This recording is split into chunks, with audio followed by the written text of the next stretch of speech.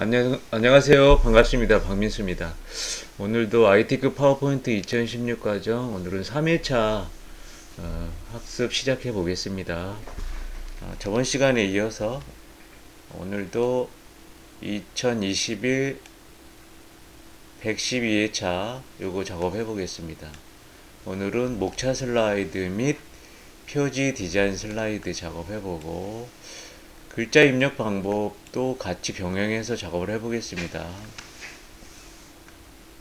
그래서 필요할 때마다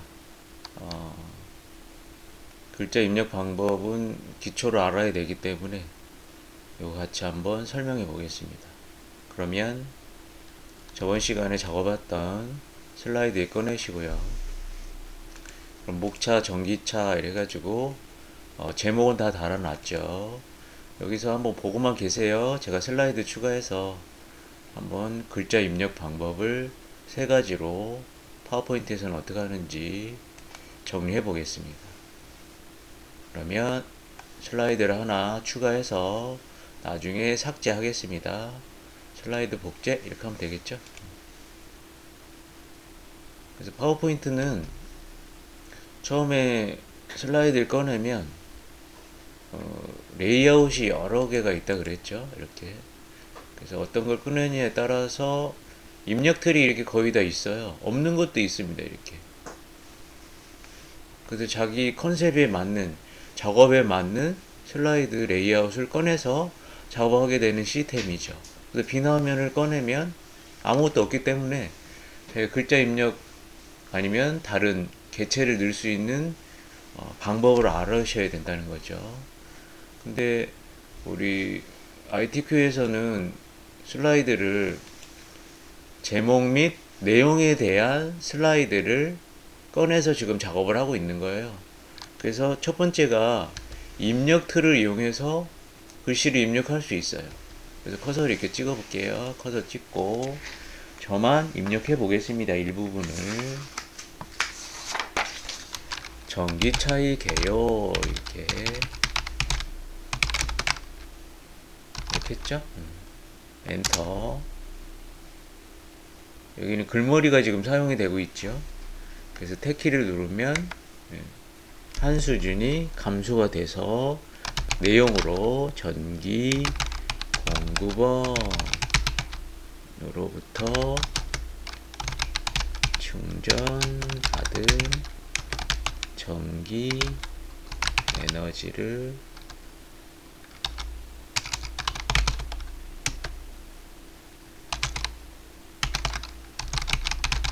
사용하며 21세기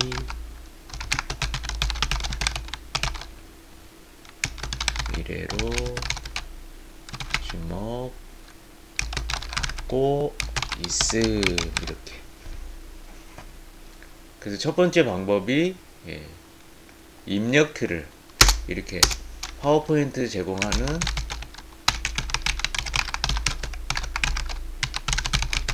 입력 틀을 이용해서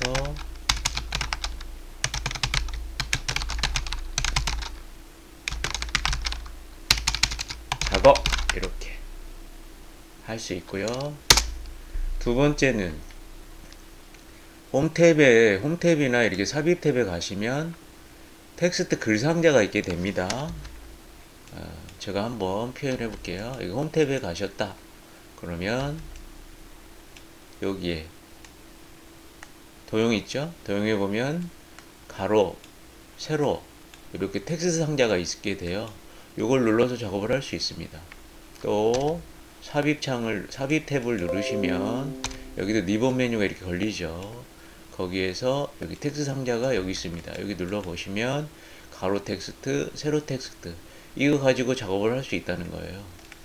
또 이것도 작업을 해볼게요. 이렇게 좀 아무거나 상관없다 그랬어요. 가로 많이 쓰니까 가로를 선택하고 그럼 마우스 커서가 십자가 모양 뒤집힌 모양으로 됩니다. 그래서 클릭한 다음에 클릭하면 글 상자가 들어가는 거죠. 텍스트 상자가 여기다가 필요한 자료를 넣는 거예요.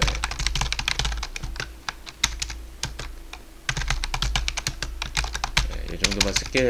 이런 식으로 한다.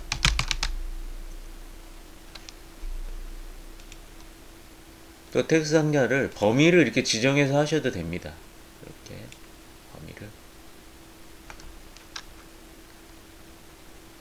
범위를 지정하면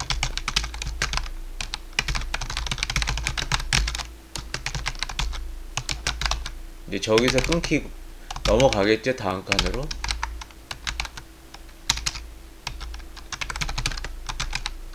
영역원 이렇게 자기가 범위 준 것까지만 해서 넘어가는 걸 알 수가 있고요. 그냥 커서만 찍으면은 글씨를 쓰는 대로 엔터 치지 않은 다음에는 이게 넘어가질 않는, 이렇게 두 가지 차이점이 있긴 하세요.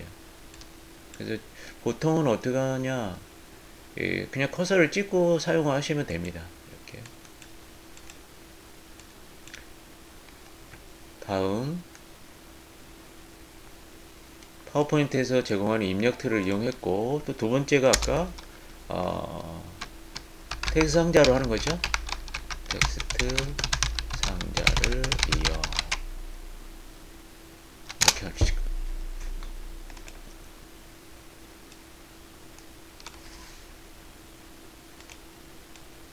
다음은 어떻게 하냐면요, 도형을 이용해서도 작업이 됩니다. 도형 제가 아무거나 찍어 볼게요. 직사각형 있죠? 이거를 이렇게 자기가 표현하고 싶은 만큼의 글자가 있는 크기를 이렇게 하시면 됩니다. 나중에 물론 크기를 키우거나 줄일 수 있습니다. 전기 차이 특징으로 표현을 해보겠습니다. 이렇게 해서 글꼴 크기를 키우거나 줄이거나 얼마든지 할 수 있죠. 이렇게 해서 제가 키워봤습니다. 제목이기 때문에. 글꼴체도 바꿔서 이렇게 표현할 수 있어요. 네. 세 번째 방법은 도형을 이용하여 텍스트를 삽입할 수 있습니다. 이렇게 표현해 볼게요. 이렇게. 다음 뭐가 있냐면요, 삽입에 가면은 워드 아트라고 있습니다.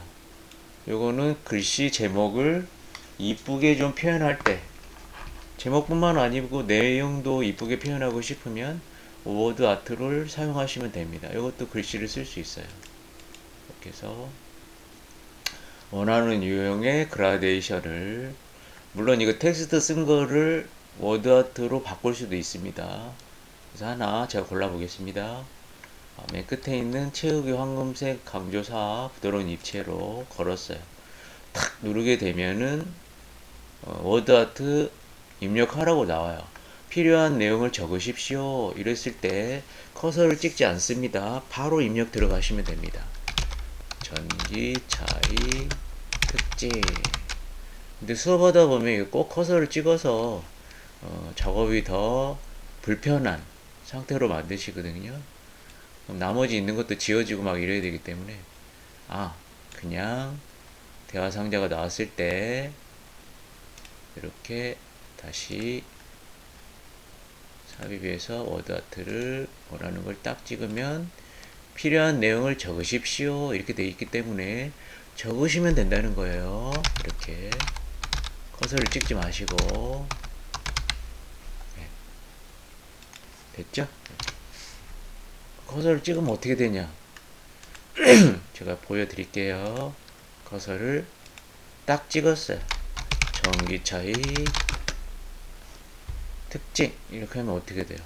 필요한 내용을 적으십시오. 이 글자가 같이 복합적으로 이렇게 들어가 있죠.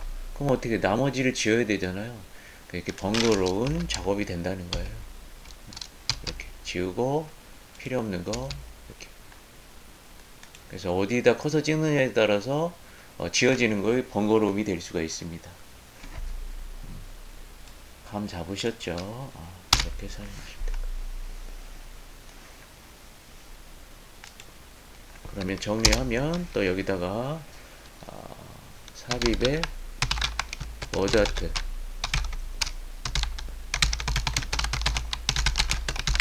작업한다 이렇게 하면 완성이 될 것 같아요. 그래서 글자 입력 방법은 네 가지로, 아까 세 가지라고 제가 표현했습니까? 네 가지로 수정하겠습니다. 첫 번째, 파워포인트에서 제공하는 입력 툴을 이용해서 작업하셔야 되고, 또 텍스트 상자를 이용해서 하셔야 되고, 도형을 이용해서 하실 수 있고요. 또 삽입의 워드 아트를 이용해서 작업을 하실 수가 있습니다.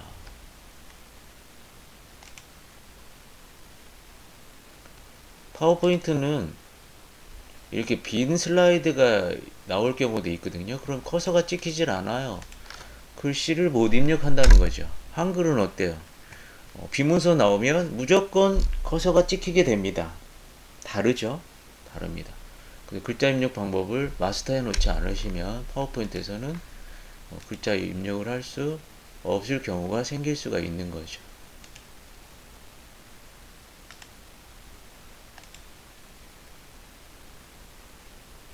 또 이렇게 박스를 만들어서 좀 지워볼게요.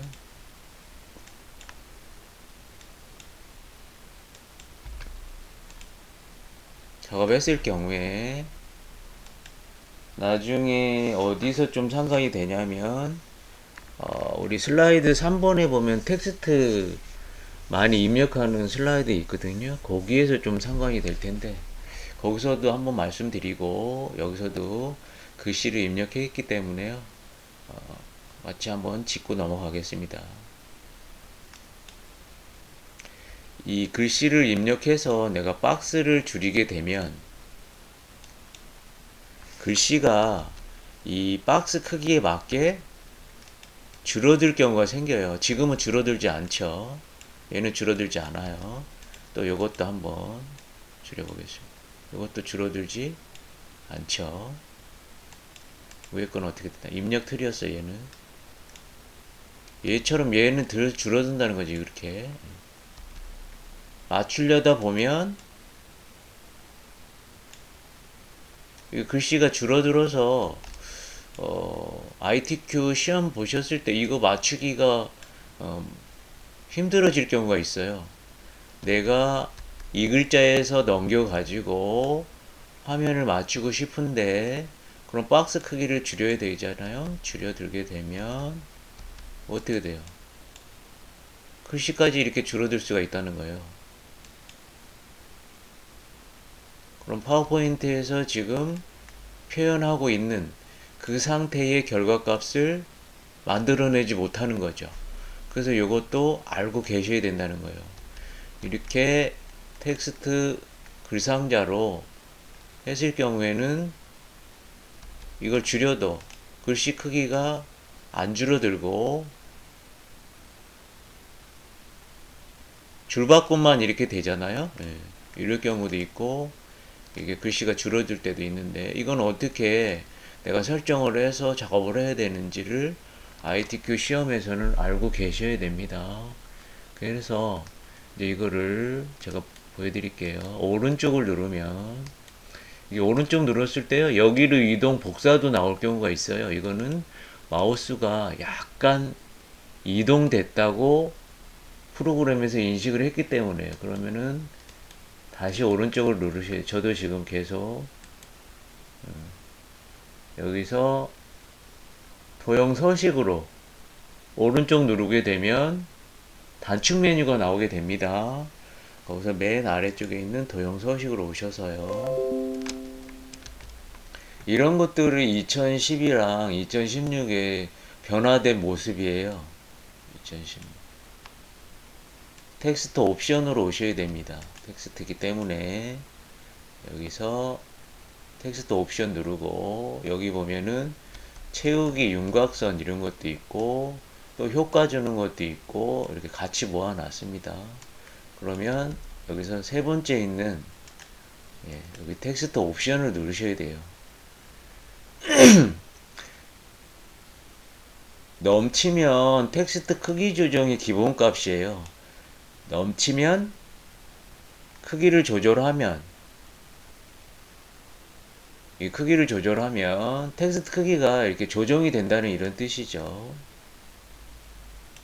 그래서 이거로 돼 있을 때 이거를 크기를 조절해도 이 텍스트 크기가 바뀌지 않게 하려면 자동 맞춤을 안 하는 거로 이렇게 하셔야 됩니다. 그래야지 ITQ에서 제공됐던 슬라이드의 그 표현된 거를 그대로 맞출 수가 있어요.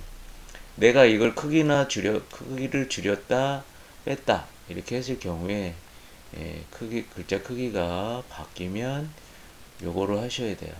자동 맞춤 안함.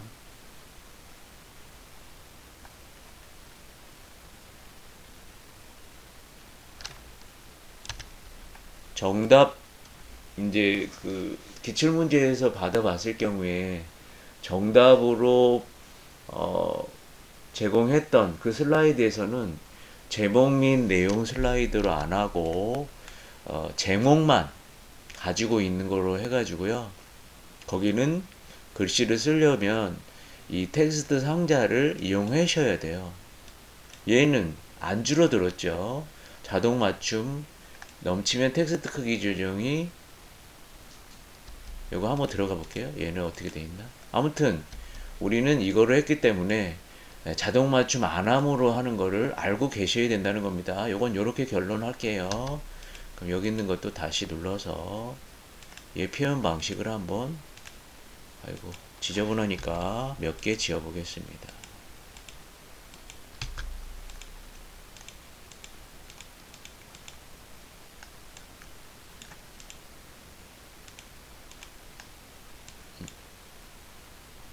아, 이게 같이 들어가 있는 거였군요.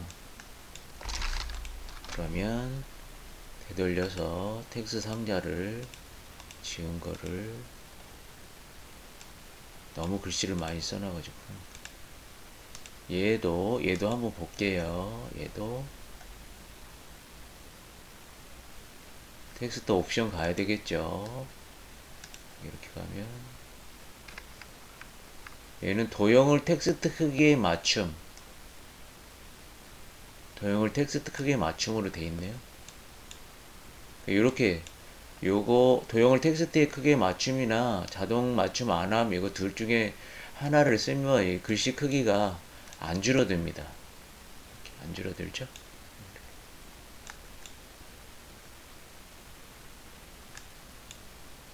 그래서 저도 이렇게 문제 풀어보니까 이게 자꾸 맞추려고 그러는데 글자 크기가 줄어드는 거예요. 그래서 당황했었거든요. 처음에 풀어볼 때. 그래서 실전에서는 이게 더 도움이 돼요. 이걸 줄이면 글자가 줄어드는 게 더 도움이 되는데 ITQ에서는 안 됩니다. 그러면은 점수가 깎이니까 이거 계속 못 맞출 거 아니겠습니까? 네, 그래서 여기 텍스트 옵션을 알고 계셔야 된다는 거. 이거로 이제 텍스트 입력이랑 그 텍스트 많이 입력했을 때의 주의사항을 같이 말씀드렸습니다. 됐고, 그러면 이건 필요 없기 때문에 제가 슬라이드를 다시 지우고 목차 슬라이드를 작업을 하겠습니다. 목차는 이렇게 되어 있는 거죠. 도형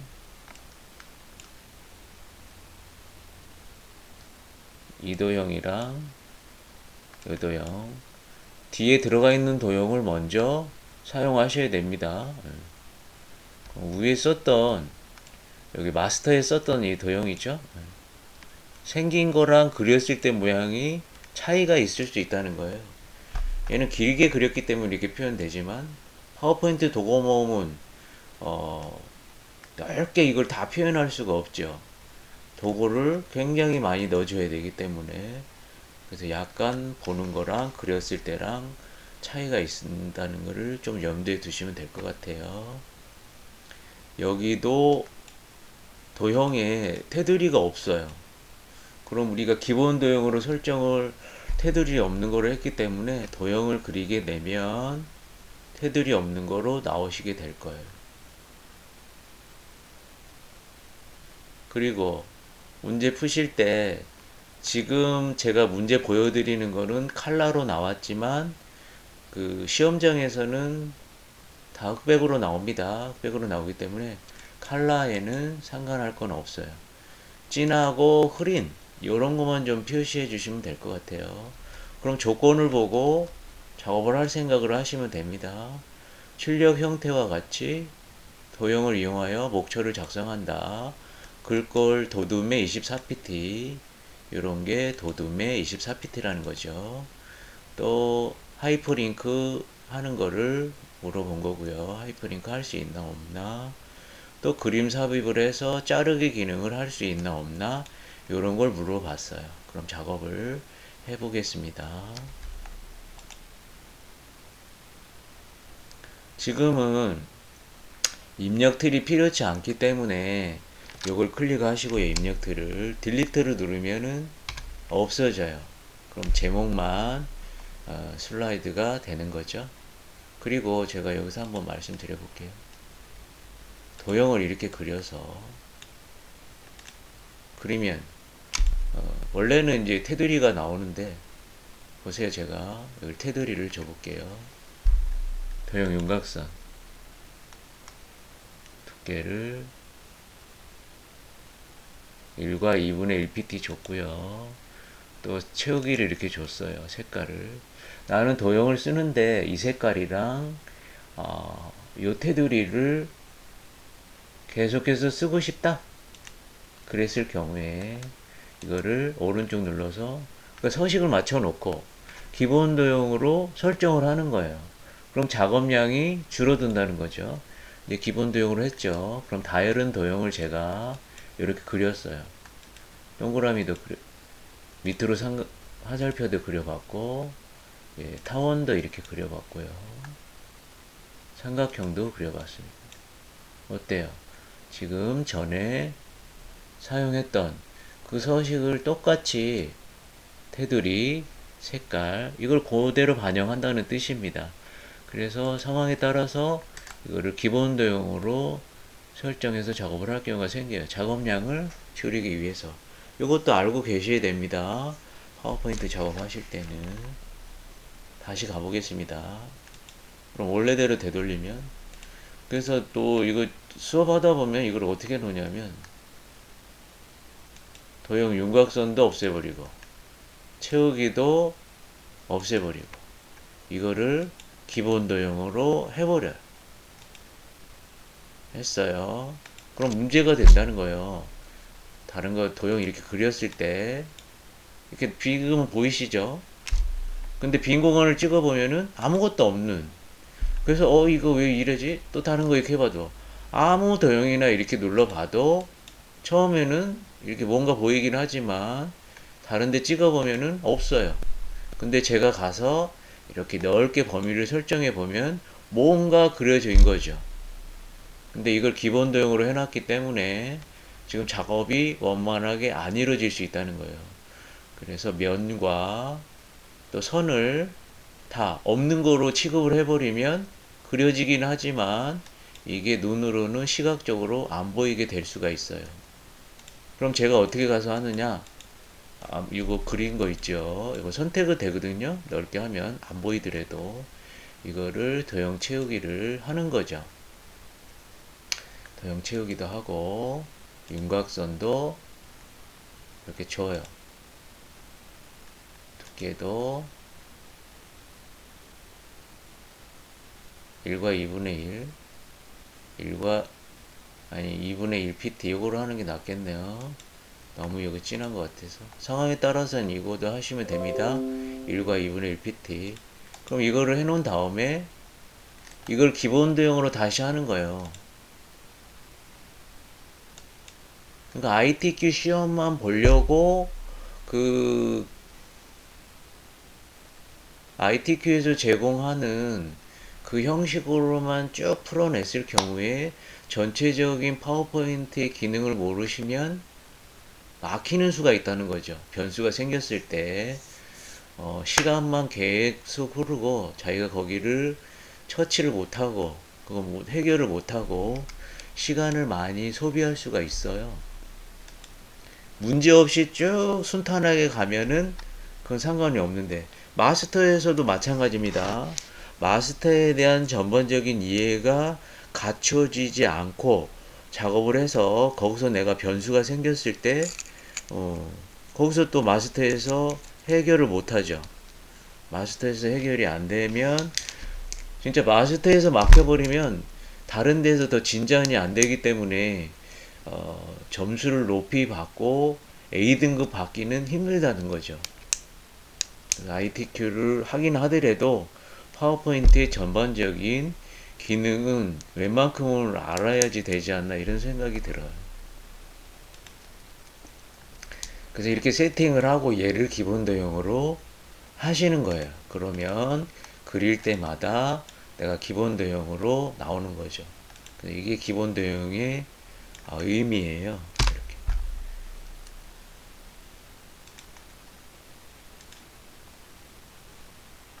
주변 설명을 제가 했는데 어쩔 수 없어요. 조금 알고 이 문제를 풀어야 되거든요. 그럼 또 이제 진짜 여기 목차를 작업을 하겠습니다.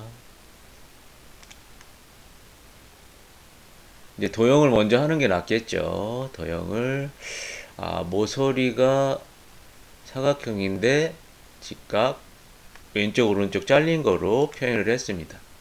먼저 안쪽 거 먼저 해야 된다 그랬죠.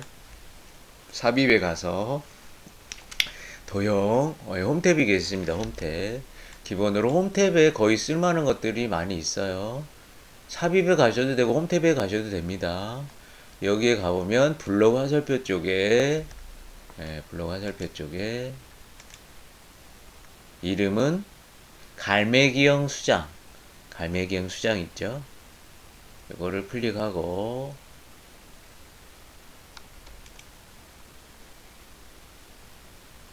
적당한 위치에서 이렇게 하나를 그려내겠습니다.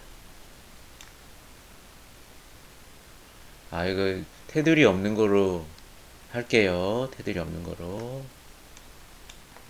그럼 테두리, 윤곽선 없음을 이렇게 해야 되겠죠?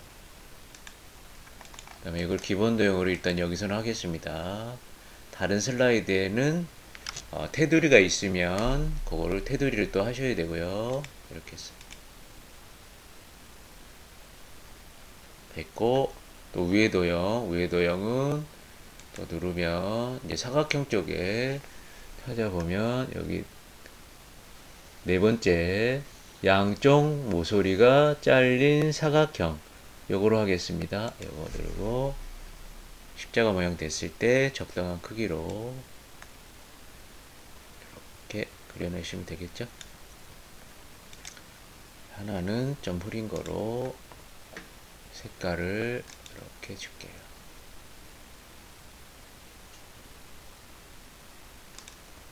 앞에 거는 좀 진한 거로 이렇게 지겠습니다.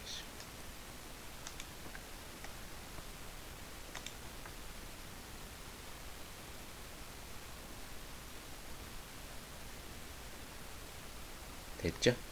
됐고 여기다가 글씨를 씁니다. 1이라고 쓰고 글자 크기가 얼마냐면 도둠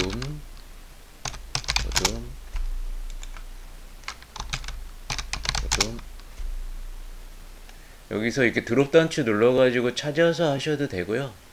그냥 바로 이렇게 쓰셔도 됩니다. 바로 쓰는 게 빠르죠. 빠르고 또 얼마요? 24pt? 예, 이렇게 24pt. 네, 오케이. 그 다음에 여기는 무슨 색깔? 하얀 색깔이네요. 하얀 색깔. 이렇게. 또 글씨는 위에다 텍스트 상자 있죠? 그대로 찍고 커서 찍고 전기차의 특징 이렇게 표현하겠습니다. 전기차의 특징. 이것도 위치 시키시고 이것도 뭐야? 도둠의 24pt 이렇게. 얘는 그냥 검은색으로 하면 되겠죠? 검은색 이렇게 올려놨습니다.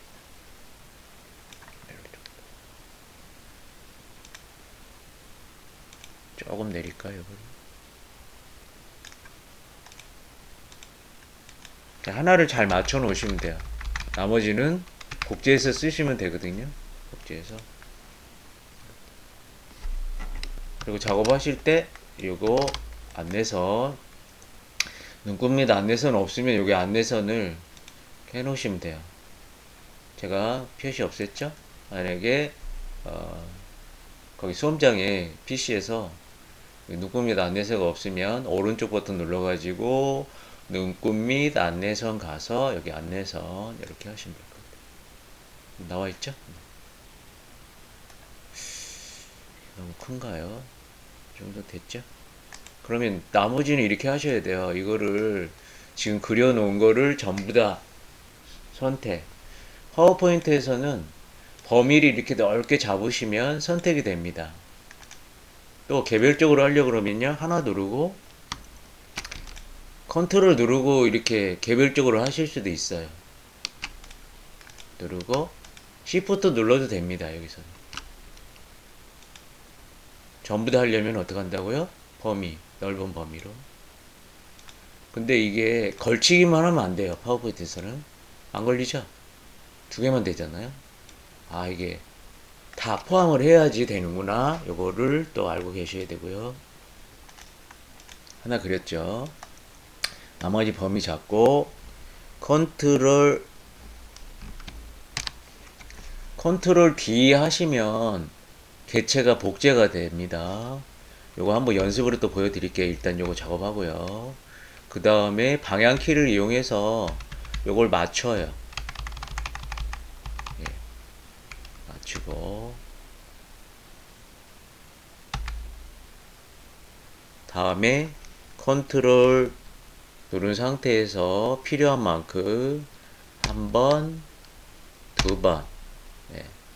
컨트롤 D 이렇게 하게 되면 똑같이 복제하는 특징이 있습니다. 파워가. 그래서 지우고 2번 하고 3번 하고 4번 해서 네, 번호 맞췄죠. 나머지도 이제 글씨는 수정하시면 될 것 같아요. 종류 이렇게 표현하겠습니다. 전기차의 종류, 전기차 및 수소차의 수소차 보조금 이렇게 표현할게요. 수소차 보조금. 딜리트 키로 지우고 밑에는 내부 구조 및 충전 이렇게 표현하겠습니다.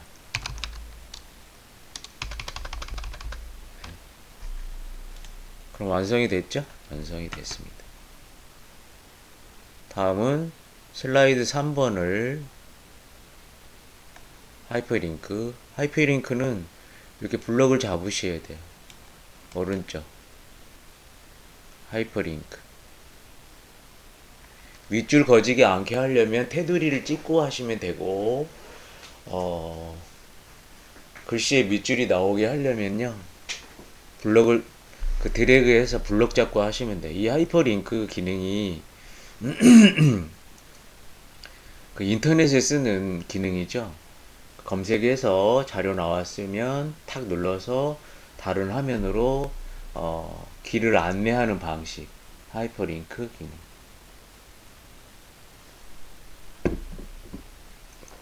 그래서 오른쪽으로 누르시면 단축 메뉴가 나오시는데 그때 하이퍼링크 클릭하시고요.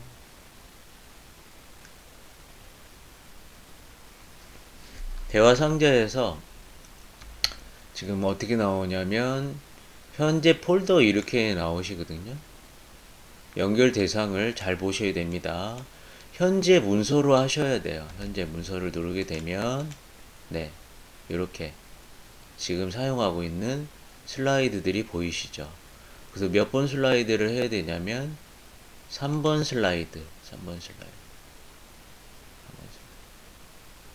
전기차의 특징 확인하고 나오시면 됩니다. 그럼 나중에 발표하실 때 전기차의 특징을 말씀드리겠습니다 해서 딱 누르기만 하면 전기차의 특징 슬라이드가 표현이 될 거예요.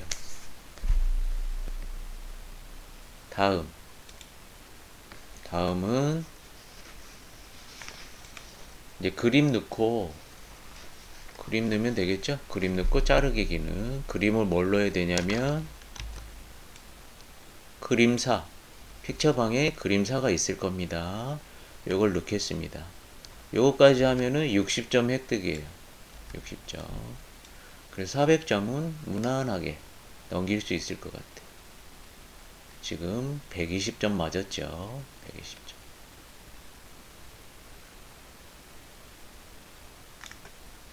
그래서 나중에 반복 연습을 해서 어차피 똑같거든요. 유형이.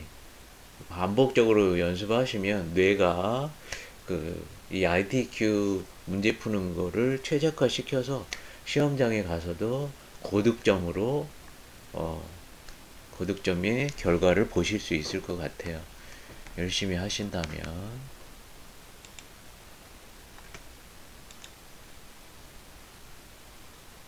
또 손 빠르시면 또 도움이 되시고요. 다시 이렇게 가겠습니다. 그림을 넣어야 되기 때문에 그림은 메뉴 중에 삽입을 가셔야 됩니다. 삽입에서 여기 그림 누르면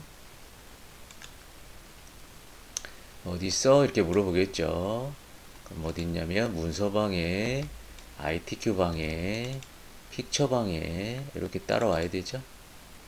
그럼 그림사는 요거네요. 그림사 찍고 여기는 그림을 넣을 수 있느냐. 그림 넣었을 때 또 다른 그림이 있으면 실전에서도 자르기 기능이 사용이 되거든요. 예. 그래서 그림이 선택이 됐죠. 여기 오른쪽으로 보셔요. 자르기가 여기 있어요. 자르기를 탁 누르게 되면 조절점이 이렇게 바뀌어요. 이런 조절점. 그래서 필요한 게 여기 오른쪽 상단에 있는 이 그림이네요. 그러면 아래쪽에서부터 가져오시면 됩니다. 이렇게 딱 맞추면 커서도 지금 그림에 있는 자르기 그 도구로 돼요. 왼쪽 누르고 위쪽으로 이렇게 맞춰봐요. 그럼 나머지가 희미하게 되면서 얘만 진하게 되는 효과를. 또 이쪽도 좀 자를까요? 오른쪽도 이렇게 가운데쯤 갖다 놓고 이렇게 잘라보겠습니다. 위에도 필요에 의해서 이렇게 자르고. 다음에 이제 사진이 없는 빈 공간을 찍으시면 요 지금 테두리에 있는 부분만 남게 됩니다. 이게 파워포인트 이렇게 자르기 특징이에요. 이런 식으로 자르는 게. 빈 공간 눌러 보겠습니다. 네, 이렇게 됐죠? 그럼 위치 보시고 또 모양 좀 맞추시고요. 빈 공간을 찍게 되면 슬라이드랑 똑같은 모양이 나오게 됩니다. 1번, 2번 세부 조건을 완성한 거죠. 여기 도형 손 없는 거 확인하시고 됐죠? 네, 목차는 이렇게 완성이 된 것 같아요. 하나 더 좀 설명해 볼게요. 부가적으로 슬라이드를 하나 좀 빈 걸 하나 꺼내서 하겠습니다. 빈 거. 파워포인트에서는 복제할 일이 있던데요. 제가 도형을 하나 그려봤어요. 컨트롤 누르고 이렇게 복제할 수 있습니다. 이것도 알아두셔야 돼요. 또 컨트롤만 누르고 제가 복제해서 이렇게 딱 맞췄는데 컨트롤 시프트를 누르면은 일직선으로 이렇게 쭉 가요. 딱딱 맞추죠. 물론 이 경계선 간격은 안 맞았지만 이 위아래 높이는 맞았다는 겁니다. 시프트는 그 수직이든 수평이든 이동하면은 반듯하게 이동하는 시프트 누르고 이동시키면 반듯하게 이동하는 특징이 있어요. 이렇게 옆으로 못 가요. 대각선으로 못 가죠. 이거 제가 가려고 그래도 Shift는 이동할 때 쓰는 거고 컨트롤은 복제할 때 쓴다 그랬죠. 이렇게 복제. 모양에도 이게 플러스가 생기게 돼 있어요. 같이 누르면 컨트롤은 복제되면서 시프트는 반듯하게 이동이 되는 거죠. 그래서 컨트롤 시프트를 눌러서 작업했던 거예요. 컨트롤은 파워포인트뿐만 아니고 다른 응용 프로그램에서도 똑같이 사용이 됩니다. 거의. 예. 한글에서도 엑셀에서도 기타 뭐 다른 프로그램에서도 많이 써요. 컨트롤은 복제 의미가 있죠. 또 윈도우 환경에서도 다 쓰죠. 아이콘, 또 파일, 폴더 이런 거 복제할 때도 씁니다. 선택할 때도 쓰고요. 또 파워포인트에서는 컨트롤 누르고도 복제하지만 또 뭐가 있냐면 다른 거를 그려보겠습니다. 이렇게 해서 아까 컨트롤 D 눌러도 복제가 된다 그랬어요. 이건 파워포인트에서만 제공하는 거예요. 그래서 방향키로 간격을 맞추면 간격까지 얘가 복제를 해주는, 컨트롤이랑 약간 다르죠. 이렇게 간격 맞췄죠? 그 다음에 컨트롤 누르고 D를 하면 내가 이 간격으로 해서 복제를 해주겠다 이런 거예요. 컨트롤 D가 쓸모가 좀 많아요. 어때요? 딱 맞죠? 물론 이것도 간격을 맞출 수 있어요. 이렇게 간격이 안 맞더라도 전부 블럭 잡고 맞춤에 가면 가로 간격 동일하게, 세로 간격 동일하게, 뭐 위쪽에 맞춤 요거로 해서 여기는 가로 간격을 동일하게 해보겠습니다. 그러면 간격을 딱 맞추게 내가 이동시키기는 어렵거든요. 그래서 일단 해놓은 다음에, 물론 위아래는 딱 맞게 할 수 있다 그랬죠. 제가 Shift를 누르시면 이것도 ITQ 시험 보면서 부가적으로 복제하는 것들을 알아두셔야지 도움이 되실 것 같습니다. 그래서 제가 필요할 때마다 파워포인트 기능을 ITQ 문제 풀면서 덧붙여서 이렇게 설명을 하겠습니다. 이 정도로 갈게요. 시간을 너무 많이 하면은 지루할 것 같아 가지고요. 이번 시간은 이렇게 마무리 짓도록 하겠습니다. 강의 들어주시느라고 고생 많이 하셨고요. 고맙습니다. 다음 시간에 다시 영상 올리겠습니다. 감사합니다.